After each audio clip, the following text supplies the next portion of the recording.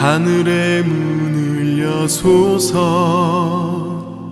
이곳을 주목하소서 주를 향한 노래가 꺼지지 않으니 하늘을 열고 보소서 이곳에 임재하소서 주님을 기다립니다 기도의 향기가 하늘에 닿으니 주여 임재하여 주소서 이곳에 오셔서 이곳에 앉으소서 이곳에서 드리는 예배를 받으소서 주님의 이름이 주님의 이름만이 오직 주의 이름만 이곳에 있습니다.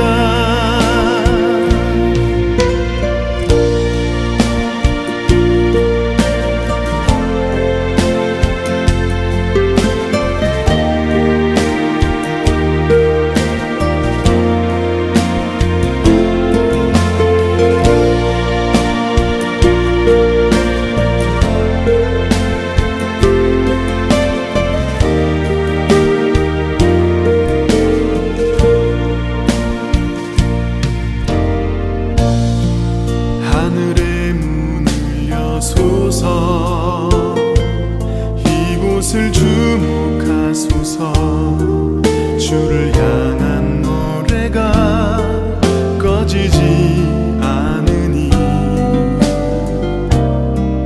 하늘을 열고 보소서 이곳에 임재하소서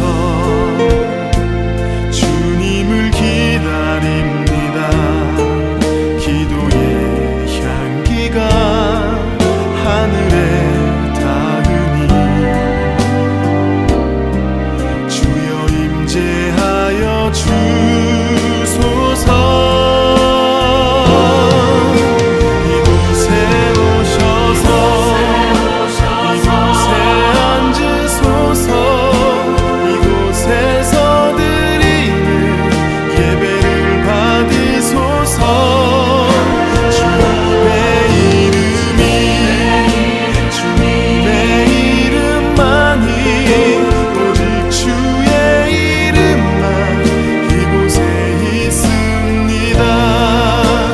이곳에 오셔서 이곳에 앉으소서 이곳에서 드리는 예배를 받으소서 주님의 이름이 주님의 이름만이 오직 주의 이름만 이곳에 있습니다.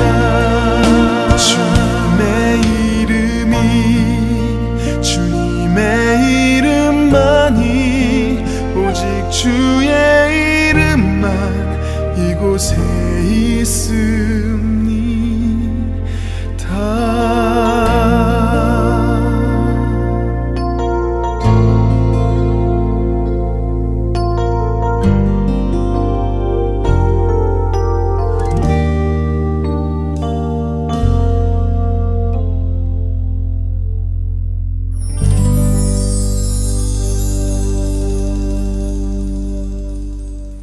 이제 다 같이 하나님 앞에 주일 예배를 드리도록 하겠습니다. 함께 묵상하시며 기도하시겠습니다. 오라 우리가 여호와께 노래하며 우리의 구원의 반석을 향하여 즐거이 외치자. 우리가 감사함으로 그 앞에 나아가며 시를 지어 즐거이 그를 노래하자. 여호와는 크신 하나님이시요 모든 신들보다 크신 왕이시기 때문이로다. 땅의 깊은 곳이 그의 손안에 있으며 산들의 높은 곳도 그의 것이로다.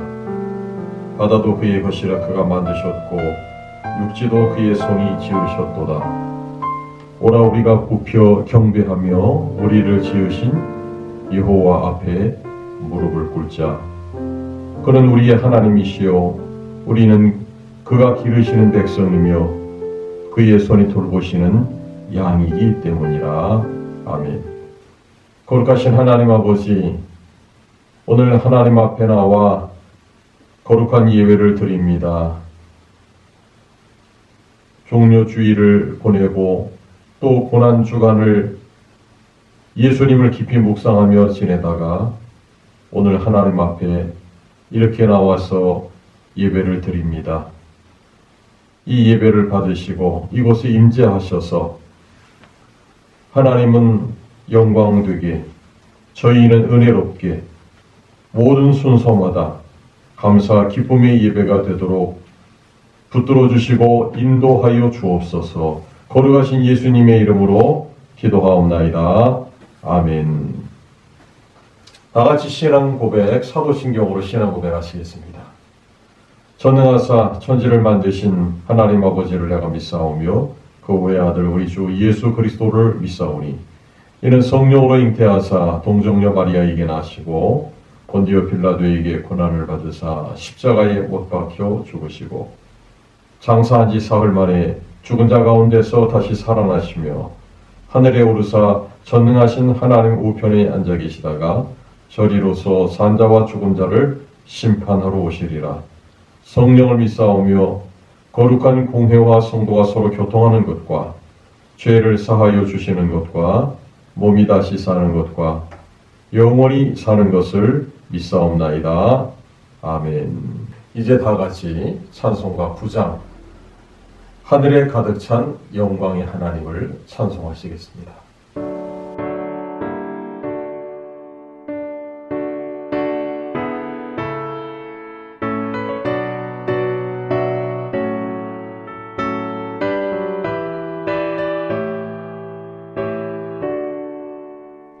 하늘에 가득 찬 영광의 하나님 온 땅에 충만한 주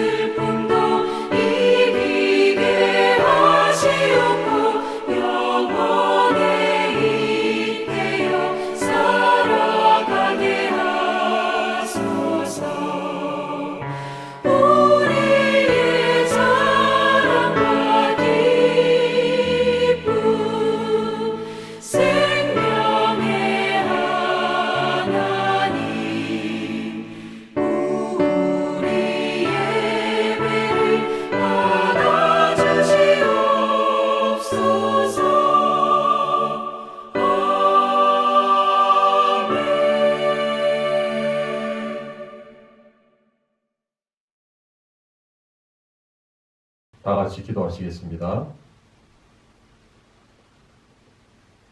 전능하시고 거룩하신 하나님, 우리 아버지, 감사와 영광을 돌립니다. 오늘 4월 둘째 주일, 절기로는 부활주일로 예배를 드려야 함에도 불구하고 질병으로 인하여 아직까지도 이렇게 온라인 유튜브로 예배를 함으로 우리 교회는 사회적 거리두기의 일환으로 4월 마지막 주로 부활주일 예배를 드리고자 오늘 이 시간에는 하나님 앞에 마음으로는 절기 예배를 드리지만 그러나 실제적인 부활주의를 기다리면서 오늘도 이렇게 온라인 유튜브 예배를 드리게 되었습니다.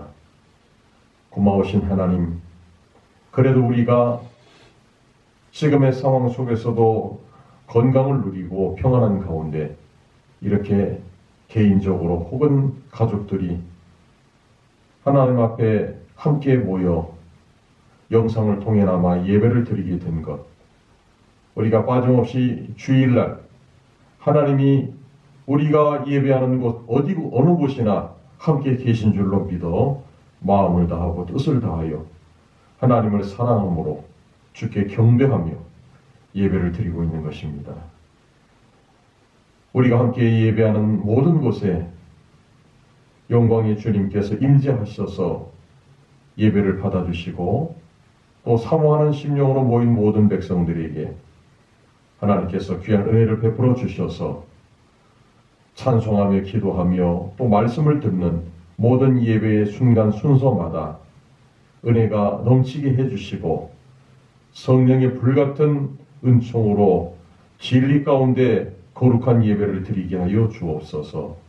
연약한 저희들 한 주간 동안 혹시라도 하나님 앞에 불순한 죄를 짓거나 또 악의 모습으로 살아온 것이 있다면 부디 용서해 주시고 이 시간 하나님 앞에 회개하며 머리를 숙일 때 사죄의 은총을 베풀어 주셔서 새로움을 얻고 또 깨닫는 가운데 우리의 잘못된 것들을 반성하며 하나님 앞에 바르게 서고자 다짐할 수 있는 시간이 될 수 있도록 역사하여 주옵소서. 이 시간 함께 예배하는 모든 성도들의 가정마다 가족들마다 혹은 개인 모두에게 하나님 은혜를 베풀어 주시고 오늘도 마음을 열고 하나님의 말씀을 들을 때에 그 말씀 속에 위로를 얻고 살아계신 하나님의 뜻을 깨달아 알아 오직 하나님께서 기뻐하시는 뜻을 따라 살아갈 수 있는 은총을 허락하여 주시었고 또 그런 믿음으로 예배하는 우리 모든 귀한 성도들 되게 하여 주옵소서. 건강하게 하시고 이 질병들이 물러날 때까지 안전하게 도와주옵시며 또 어려운 상황 속에서 경제를 붙들어 주시고 가족에게 평안을 허락하여 주옵시며 직장, 사업, 모든 일들 그리고 학업 그리고 기도하는 모든 일들 끝까지 하나님 붙들어 주셔서 이 어려운 때가 속히 지나가고 다시 회복의 때가 그리고 생명력으로 가득한 삶의 시간들이 다시 속히 올 수 있도록 은혜 베풀어 주옵소서. 이 나라 민족 아버지 하나님께서 끝까지 붙들어 주셔서 이 질병과 싸워 잘 이기고 이 일을 위하여 수고하는 모든 사람들에게 건강과 지혜와 능력과 그리고 평안을 허락하여 주옵소서. 이러한 때 악한 온수마귀가 탐탐으로써 우리 믿음을 연약하게 하고 우리가 확신 가운데 서지 못하게 하며 불안하고 염려 가운데 살도록 하는 모든 괴계를 무너뜨려 주셔서 우리가 성령으로 날마다 담대하고 강하게 바로 서서 하나님의 은혜 안에 주님의 영광을 바라보며 살아갈 수 있는 복된 성도들 그리고 우리 교회 되게 하시고 나라와 민족 모든 사회 속에서 하나님의 은혜가 넘치게 하여 주옵소서. 오늘 이 예배를 하나님께 부탁드립니다. 예배가 마칠 때까지 변함없는 하나님의 축복과 은총 속에 아름다운 예배, 복된 예배, 감사와 기쁨이 넘치는 예배가 되게 하여 주시옵기를 간절히 바라옵고 거룩하신 예수님 이름으로 기도하옵나이다.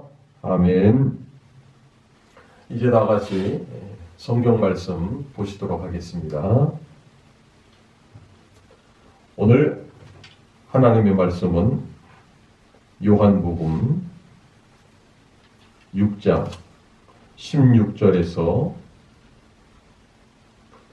21절까지의 말씀을 봉독해 드리겠습니다. 저물매 제자들이 바다에 내려가서 배를 타고 바다를 건너 가버나움으로 가는데 이미 어두웠고 예수는 아직 그들에게 오시지 아니하셨더니 큰 바람이 불어 파도가 일어나더라. 제자들이 노를 저 10여리쯤 가다가 예수께서 바다 위로 걸어 배에 가까이 오심을 보고 두려워하거늘 이르시되 너니 두려워하지 말라 하신대 이에 기뻐서 배로 영접하니 배는 곧 그들이 가리던 땅에 이르렀더라. 아멘. 사랑하는 교회 여러분, 한 주간 평안하게 지내셨는지요? 여러분 덕분에 저도 한 주간 평안히 잘 지냈습니다. 아시는 분들은 아시겠지만 지난주 저희 사택은 이사를 했습니다. 여러 교우분들께서 기도해 주시고 또 교회가 협력해 주시고 너무 감사하게 이사를 잘 해서 좀 분주하긴 했지만 하나님 은혜 가운데 이렇게 건강한 모습으로 여러분들을 찾아뵙습니다. 저는 비록 우리 교회는 지금도 예배당에 모여 예배를 드리지 못하지만 저는 교회 담임 목사 외에 이제 얼마 남겨놓지는 않았지만 저희 교회 노회장으로서 임기를 이제 마치기 직전에 있습니다. 곧 봄노회가 열리고 저는 1년 동안 맡았던 노회장직을 내려놓게 됩니다. 그렇지만 또 노회 준비 과정 속에서 이런저런 일로 매우 분주하게 보내고 있고 지금 이 영상을 찍는 순간에도 매우 피곤하고 솔직히 지금 많이 힘든 가운데 있습니다. 그래도 여러분들을 영상으로나마 만나게 된다는 생각에 마음은 너무 감사하고 기쁘고 또 하나님께서 새 힘을 주셔서 이렇게 말씀을 나눌 수 있게 되었습니다. 오늘은 본문의 말씀을 통해 예상치 못한 풍파를 만났을 때라는 제목으로 여러분들과 하나님의 말씀을 나누고자 합니다. 우리가 살아가는 인생의 길에는 예상치 못한 일들이 일어납니다. 지금 우리가 겪고 있는 이 코로나 바이러스 사태만 해도 그렇죠. 우리가 새해를 맞이하고 얼마 되지 않아 또 기쁜 명절을 보내고 막 이런 속에서 이런 바이러스가 찾아와서 우리나라 민족과 그리고 지금은 세계적으로 많은 문제를 일으키고 있고 이로 인해 병든 사람과 죽어가는 사람이 계속해서 나타나고 있는 사실을 우리가 잘 알고 있습니다. 누가 이런 일이 일어날 줄 알았겠습니까? 마른 하늘에 날벼락이라고 하는 말이 있듯이 이런 질병이 우리를 이렇게 힘들게 할 줄은 누구도 전혀 예상치 못했던 일입니다. 비단 그뿐만이 아니라 인생이란 수많은 예상치 못한 일들을 만나고 사는 게 인생입니다. 우리는 한시 앞도 잠시 후에 일어날 일도 모르고 삽니다. 그런데 그런 일들이 기쁜 일들이 찾아오고 좋은 소식이 있고 또 감사한 일들이 있다면 얼마나 좋겠습니까만 또 그렇지 않잖아요. 힘든 일, 괴로운 일. 또 어떤 때에는 사고를 당하기도 하고 또 어려운 문제를 만나기도 합니다. 바로 이와 같은 인생의 풍파, 예상치도 않았던 인생의 풍파가 찾아올 때 우리는 과연 어떻게 해야 할까요?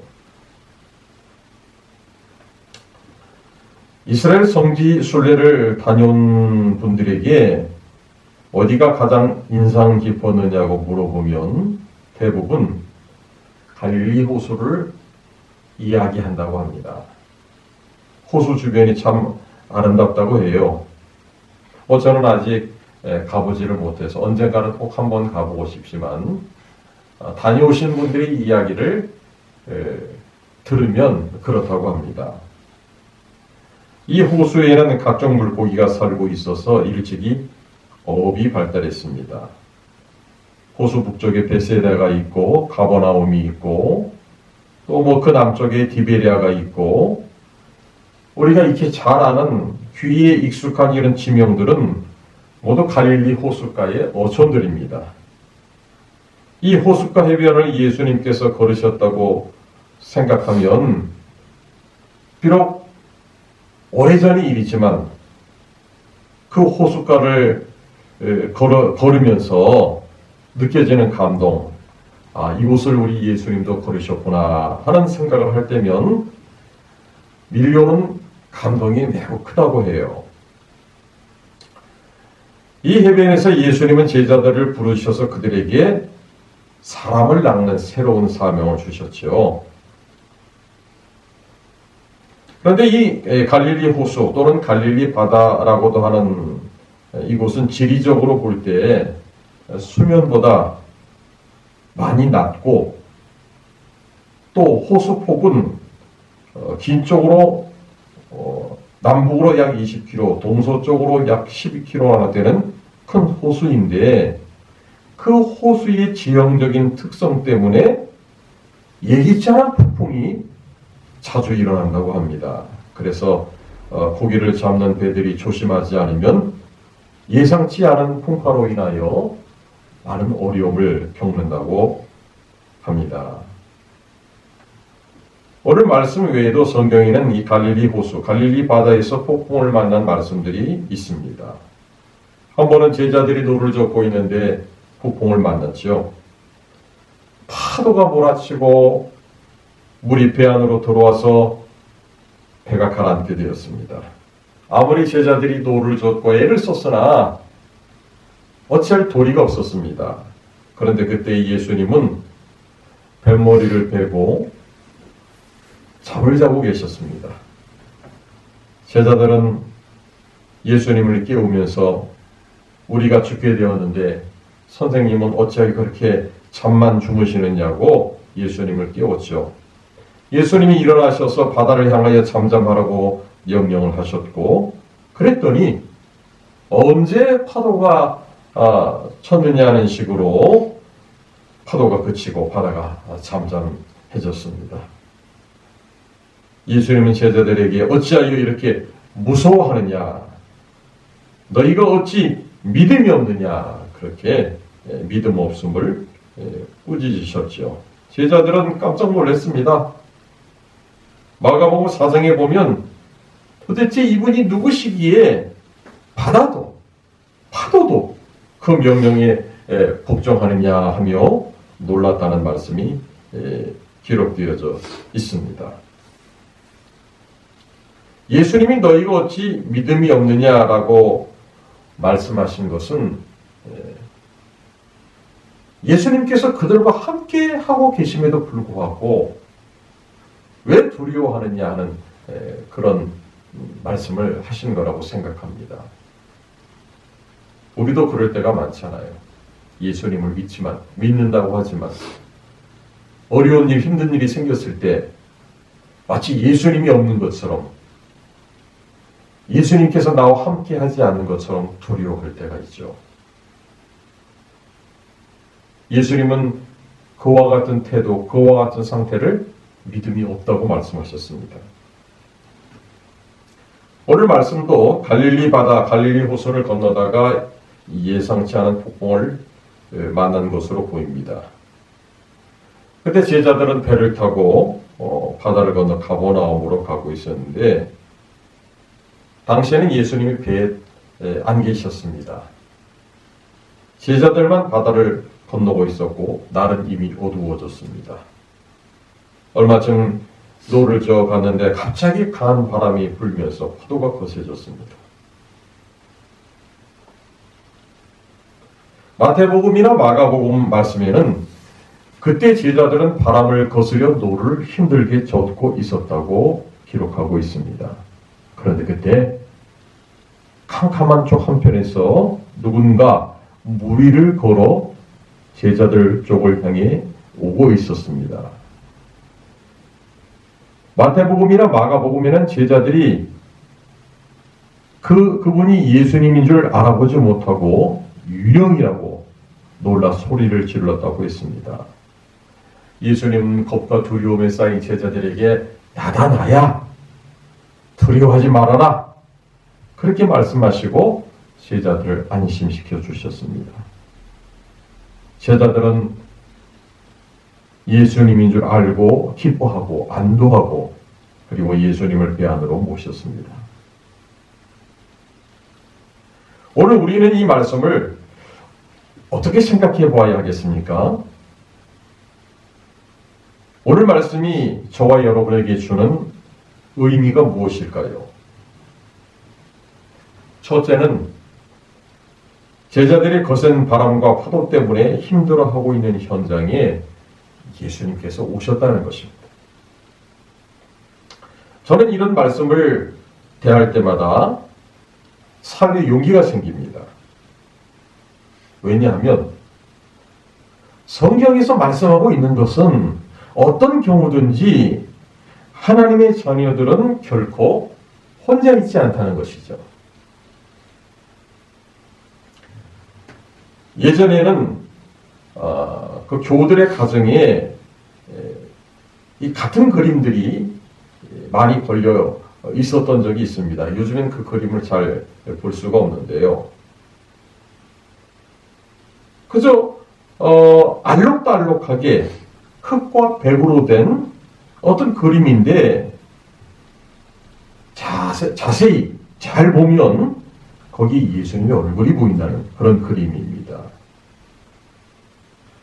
그런데 신기하게 어떤 사람들의 눈에는 앞만 봐도 도무지 예수님의 얼굴이 보이지 않는다고 해요. 아무리 설명을 해줘도 안 보인답니다.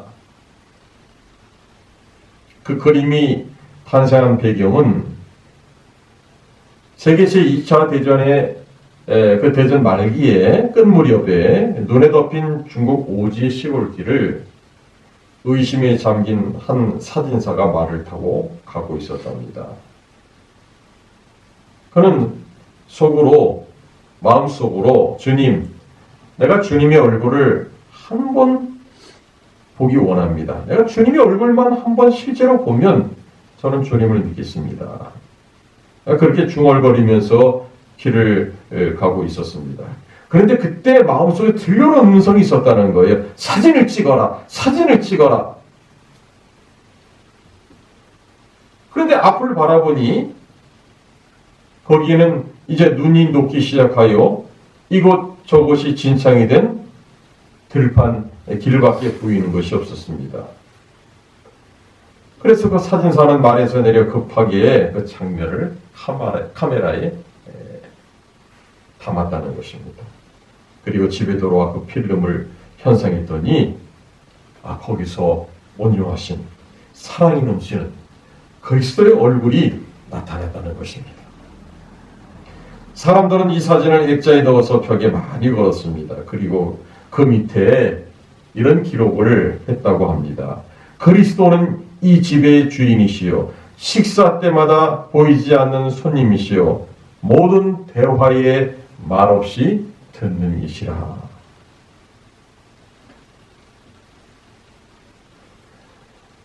여러분의 모든 삶의 현장 속에 예수 그리스도께서 함께 계신다는 믿음을 한번 가져보십시오.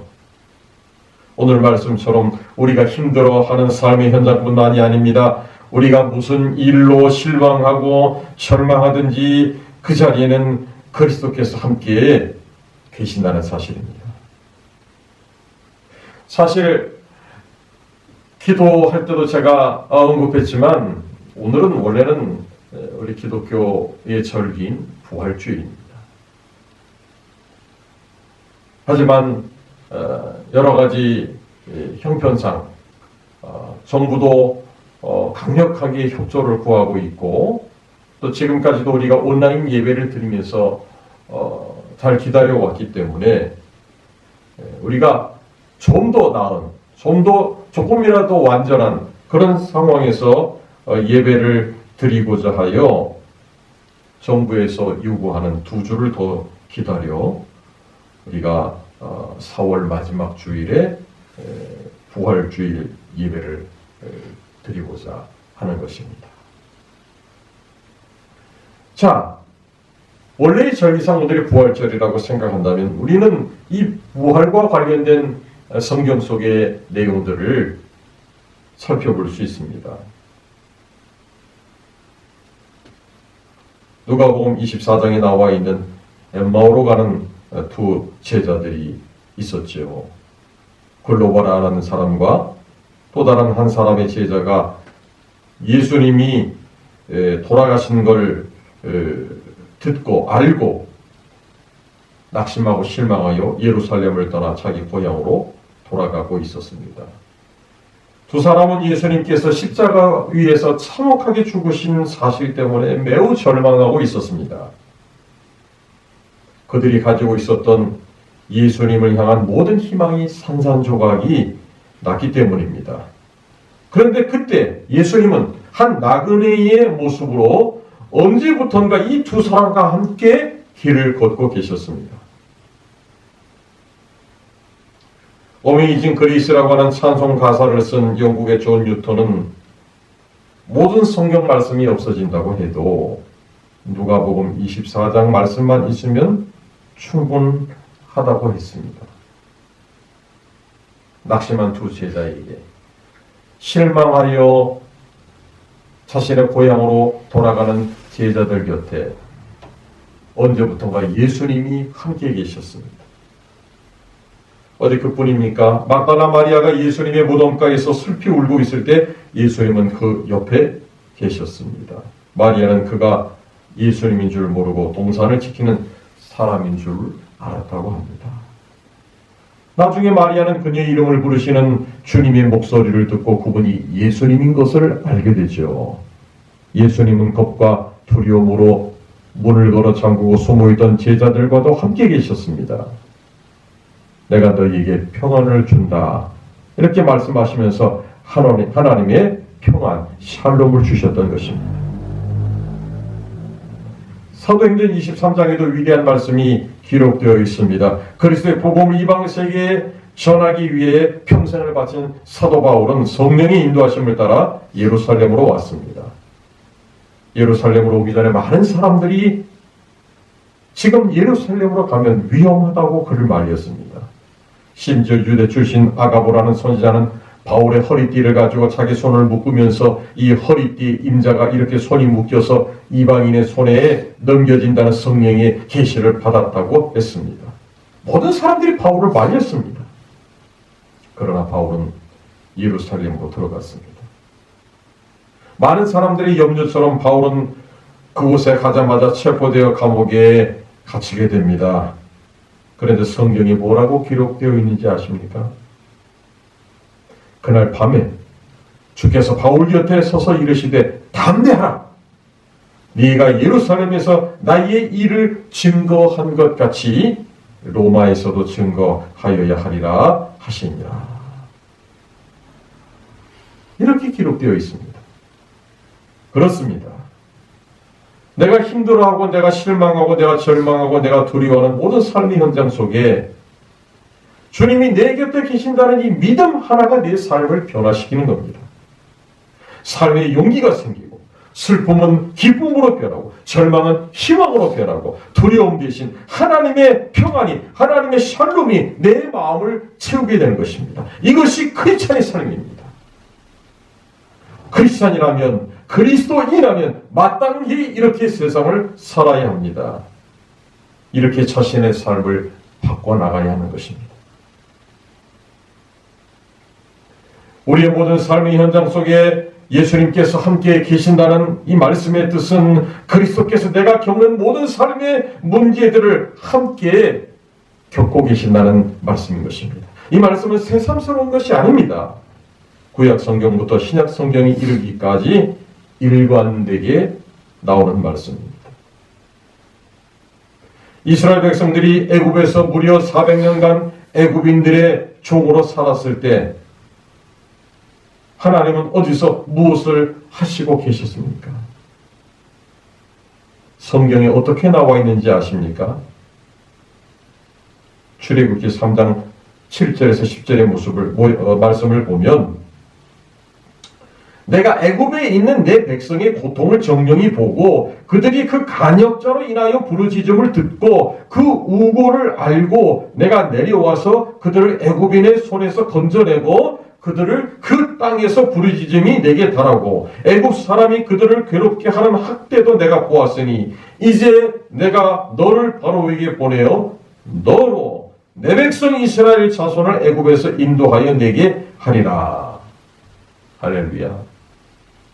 이 말씀에서 주목해 보아야 할 말씀이 이것입니다. 내가 보았고 내가 들었고 내가 알았고 라는 말씀입니다. 이 말씀의 뜻은 하나님께서 친히 자기 백성의 아픔과 괴로움을 함께 겪으셨다는 것입니다. 지금도 마찬가지입니다.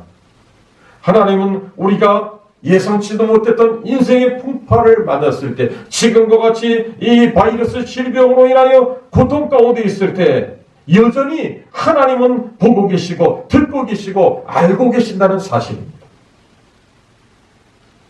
모르지 않아요. 모른 척 하시지 않아요.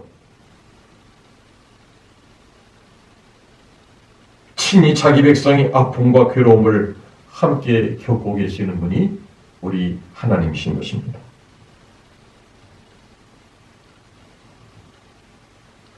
오늘 말씀이 예수님께서 배에 오르시자 배는 곧 그들이 가려던 목적지에 도착을 하게 됩니다. 여러분, 우리 인생길에도 분명한 목적지가 있어야 하겠죠. 여행에도 목적지가 있듯이 우리 인생길에도 목적지가 있습니다. 그러기에 우리 인생길을 여정이라고 하는 것입니다. 어쩌면 제자들이 작은 배를 타고 갈릴리 바다를 건너다가 예상치 않았던 거센 바람을 만나 고생했다는 말씀은 우리 인생의 여정하고 매우 흡사한 것입니다. 우리 삶의 여정은 참 어떻게 보면 보잘것없는 것 같아요.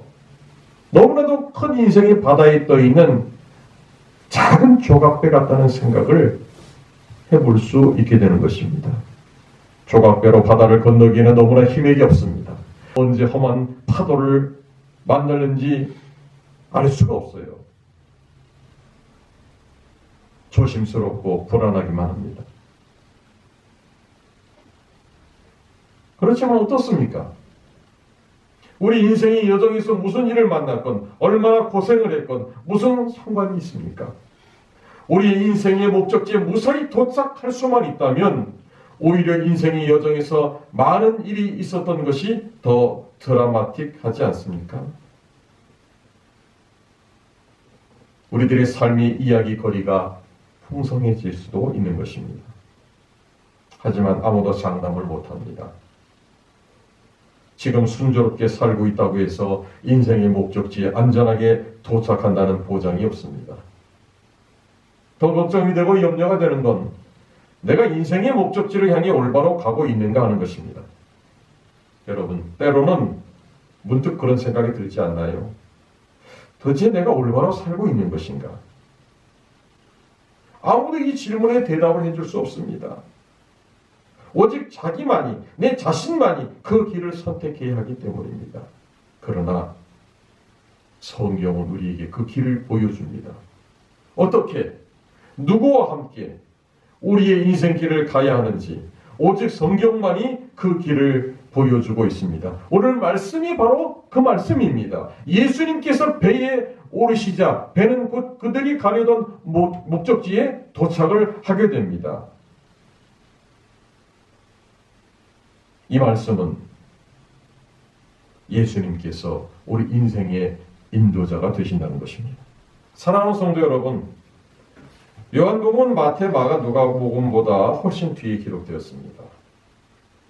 학자들마다 약간의 차이는 있지만 대체로 1세기 말 예수님 탄생 후 85년에서 90년경으로 기록 연대를 보고 있습니다.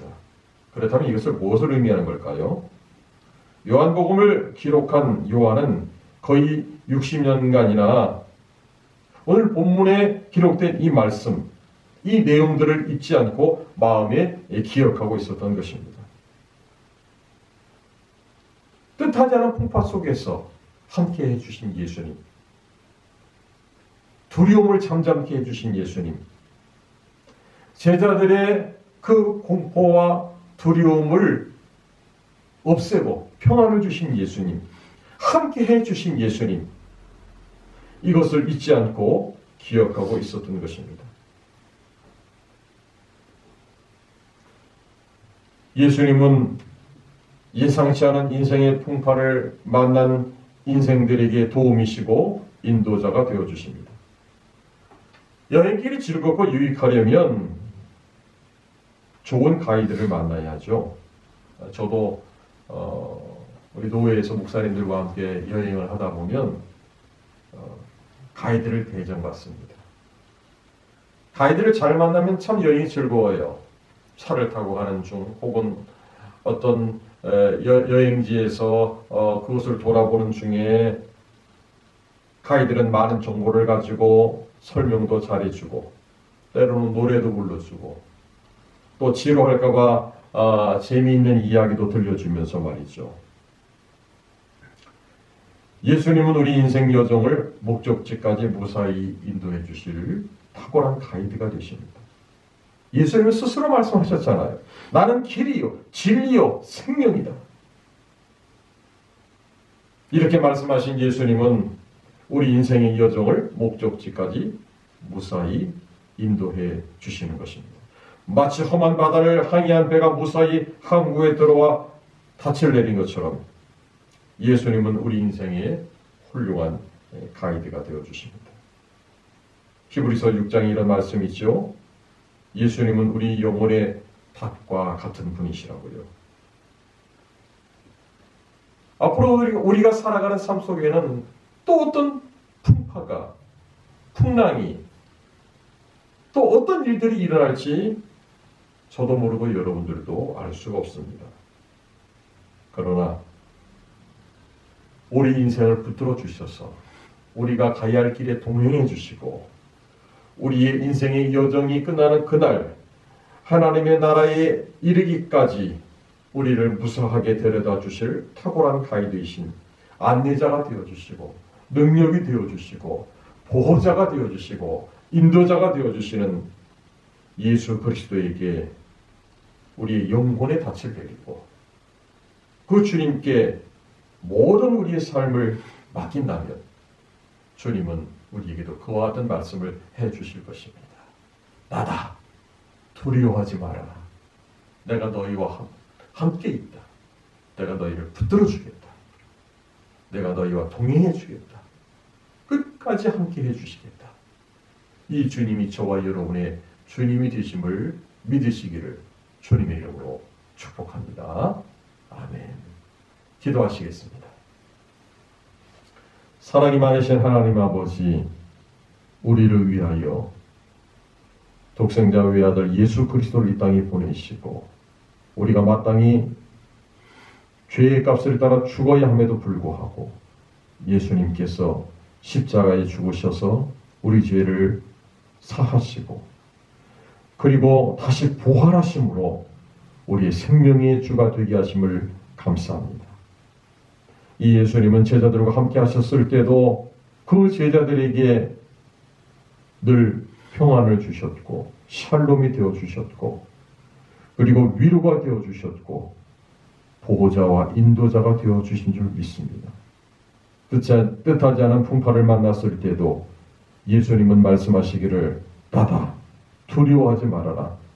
내가 너희와 함께 있다고 위로해 주셨습니다. 지금 우리는 예상치 않은 질병의 풍파를 만나고, 그리고 우리가 살아가는 인생의 순간순간마다 우리는 많은 일들을 만납니다. 두려워합니다. 염려합니다. 걱정하고 근심합니다. 우리 앞에 놓여질 우리 삶의 인생의 여정들을 불안해합니다. 그러나 성경은 분명히 말씀합니다. 주님이 우리의 인도자시고, 주님이 우리의 보호자시고, 주님이 우리를 안심케 하시는 자이시며, 그리고 주님만이 우리에게 진정한 평화를 주시는 분이시라고 말씀하시며, 우리 인생을 주님께 온전히 맡기고, 그리고 어떤 풍파가 찾아온다 할지라도 두려워하거나 낙심하지 말고 끝까지 주님을 믿고 따름으로 승리하는 자가 되라고 말씀하신 것을 믿습니다. 이 말씀을 굳게 붙들고 하나님 은혜 안에 평안과 감사와 기쁨으로 나아가도록 인도해 주옵소서. 우리 구주 예수님의 이름으로 기도하옵나이다. 아멘. 이제 나같이 찬송가 371장 구주여 광풍이 일어 찬송하시겠습니다.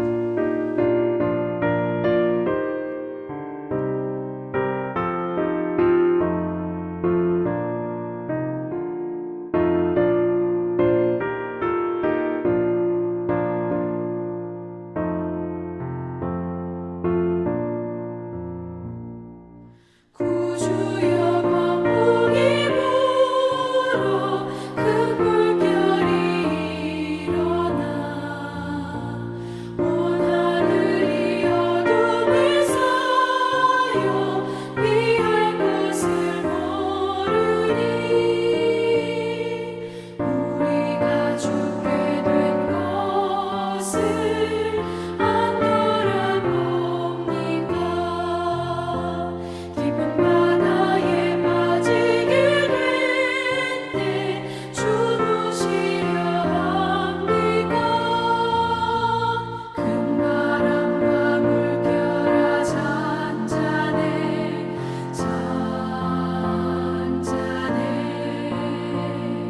산 앞에 뛰노는 파도나 저 흉악한 마귀나 아무것도 주 편안히 잠들어 누신매 위협고 놀 능력이 없도다 주 예수 풍파를 꾸짖어 잔잔해 주 예수 풍파를 꾸짖어 잔잔하라 구주여 떨리는 내 맘 저 풍랑과 같아서 늘 불안에 쌓여 서산이 날 붙들어 주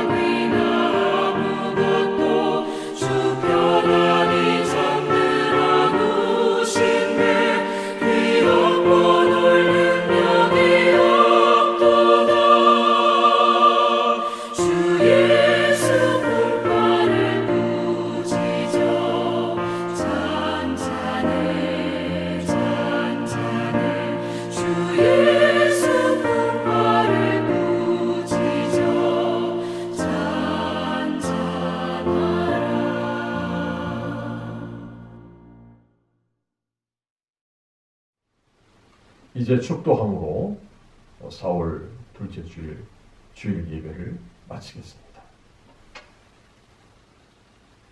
지금은 교회의 머리가 되시며 우리 인생의 인도자가 되어주시고 부활하신 생명의 주가 되신 우리 구주 예수 그리스도의 무한하신 은혜와 하나님 아버지의 지극하신 변함없으신 사랑과 성령이 인도하시고 교통하시고 또 충만케 하시며 인도하시는 역사가 오늘 하나님 앞에 인생의 갑작스러운 풍파를 만난다 할지라도 우리의 주님이 우리와 함께 하셔서 우리가 평안을 누리고 담대해질 수 있으며 그리고 굳건한 믿음으로 승리할 수 있다는 사실을 믿고 우리 구주 예수 그리스도에게 모든 것을 맡기고 따라가고자 하는 온전한 제자의 삶을 살고자 하는 우리 사랑하는 모든 서울 행복한 교회의 성도들 머리 위에와 그리고 우리 교회와 나라와 민족과 거룩한 주의 백성들 머리 위에 이제부터 영원토록 함께 있을지어다. 아멘.